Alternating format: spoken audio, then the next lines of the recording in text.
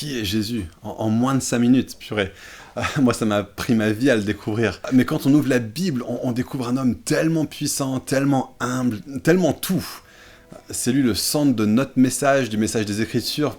Je sais pas trop par où commencer. Je pense que peut-être on peut commencer en disant qu'il a une sagesse incroyable. Quand on regarde juste sa vie humaine, il a tellement révolutionné la façon de penser et de voir le monde et les relations, qu'il y a des choses qu'on a commencé à mettre en pratique 2000 ans après qu'il les ait enseignées, parce que juste personne n'avait osé à le faire avant. Genre chercher à s'organiser au niveau mondial pour arrêter les guerres. Personne n'y aurait pensé sans Jésus, personne ne l'aurait voulu sans Jésus. Les rapports de bienveillance dans le rapport au travail, dans la parentalité, tout ça, ça vient de Jésus en fait, mais ça a dû fermenter dans une société avant qu'on ose le vivre. Et pas seulement au niveau sociétal. En fait, Jésus, c'est un guide aussi pour nos vies. Dans un monde qui a perdu tous ses principes, on a un enseignement chez Jésus qui nous permet de nous guider au quotidien, et ça parle énormément. Jésus était vraiment un prophète qui nous a apporté la vérité de la part de Dieu de façon tellement distillée et profonde que ça en est dingue. Mais en fait, c'est plus profond que ça. Jésus donne du sens au milieu des plus grandes questions de notre existence. Jésus vient comme le Fils de Dieu, donc à travers lui, on voit que Dieu est un Père qui nous aime, pas un brigand dans le ciel qui veut faire tomber du foudre sur notre tête. En fait, si tu as peur de la mort, Jésus te promet la vie éternelle. Si tu as l'impression que tu es sous l'emprise de gens qui t'ont fait du mal, Jésus est puissant pour te libérer.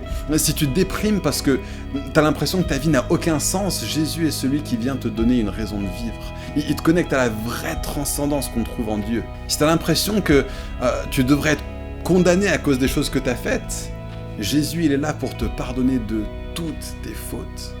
En fait, si on regarde bien le centre de ce que la Bible dit sur Jésus, c'est qu'il est la manifestation vivante de l'amour de Dieu.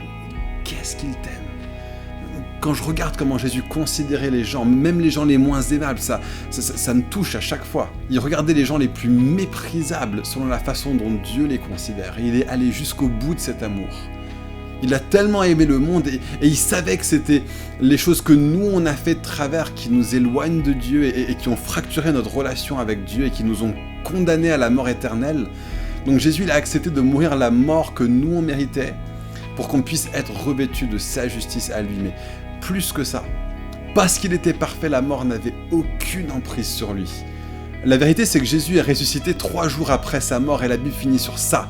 Parce que Jésus est ressuscité et parce que ça a prouvé qu'il était approuvé par Dieu, qu'il était lui-même le maître de l'univers, qu'il était lui-même Dieu, il a reçu le nom au-dessus de tout autre nom. Donc à quoi ressemble Jésus aujourd'hui ?